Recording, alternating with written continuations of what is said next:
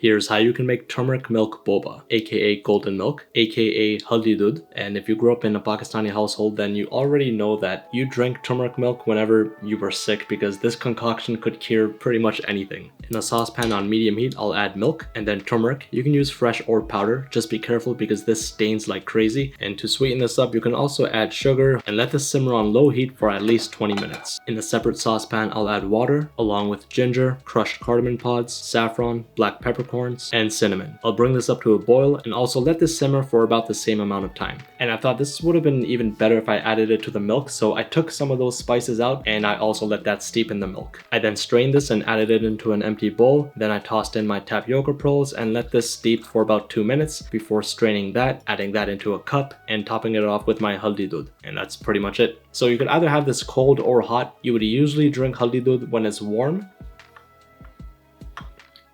This is like the Gen Z version of Haldi Doodh.